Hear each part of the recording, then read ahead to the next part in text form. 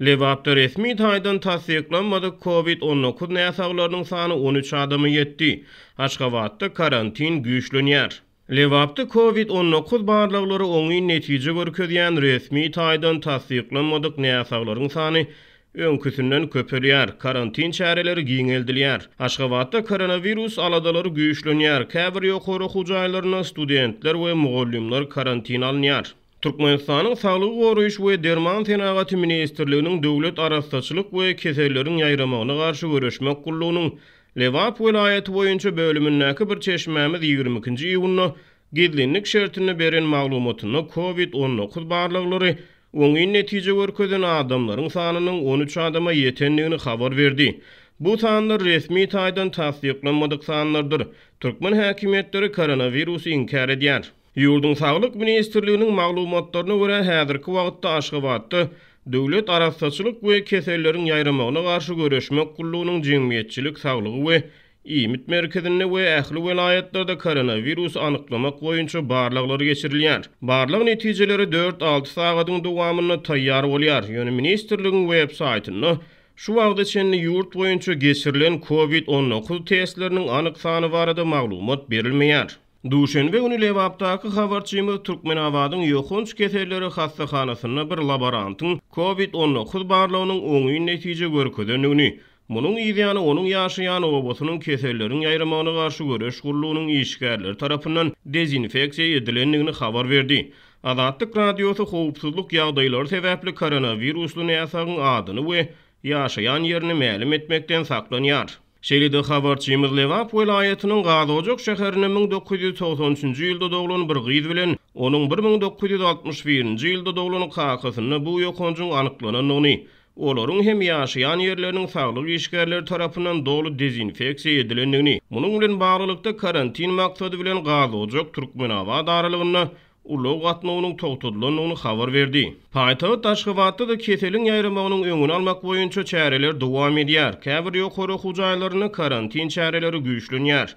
Bazarlar dezinfeksiýa edilýär. 22-nji ýylyň habarçymyz Döwlet Ykdysadyýet we Dolandyryş Institutunyň umumy ýaşaýyş jaýynyň karantin maksady bilen ýapylandygyny, institutyň 1-nji we 2-nji ýyl talyplaryna umumy ýaşaýyş jaýyndan çykmagyň gadagan edilenligini habar berdi. Şeýlede welaýatlardan bolup öýlerine gaýdan ýokary kurs talyplary Aşgabada dolanmak tapşyryldy. Heniz gidip ýetişmedikleri öýlerine gitmek gadagan edildi diýip habarçymyz aýtdy. Onuň maglumatlaryna görä institutyň Maliýe fakultetiniň talyplarynyň we mugallimleriň arasyna beden gyzgynlygy ýokarlanan adamlaryň ýüze çykmagy bilen olar hem karantin alındy. Şeýlede habarçymyz welaýatlardan gelip Aşgabatyň Halkara Newit we Gaz Universitetine bilim alýan 3-nji we 4-nji ýyl talyplary öýlerine gitmegiň gadagan edilenligini habar berdi. Onuň maglumatlaryna görä Aşgabatyň universitetleriniň ýene birine umumy ýaşaýyş jaýyna ýaşaýan 1-nji we 2-nji ýyl talyplardan hemde 3-nji ýyl talyplaryň belli bir bölüginden rentgen barlygyndan geçmek talap edilýär.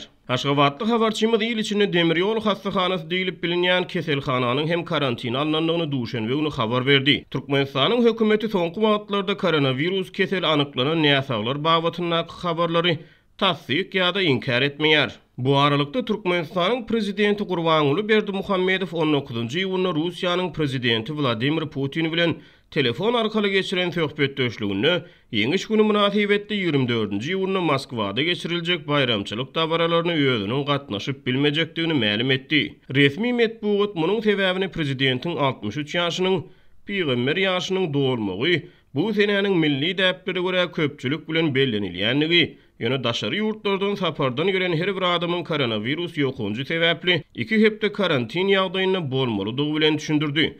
Bu bolsa daşary ýurtlara sapara gitmegiň mümkin däldigini alamatlandyrýar diýip TDH ýazýar. Berdimuhammedowyň 63 ýaşy 29-njy iýulyna dolýar. Şeýlede Berdimuhammedow Gazagystanyň öňkü prezidenti Nursultan Nazarbayewa hat ýollap onuň koronavirus bilen kesellänligi barada habary ulug ýynanç bilen kabul edenligini beýan etdi. Türkmenistanyň hökümeti ýurtda koronavirus ýokunjunyň bardygyny resmi taýdan tasdiklamaýar.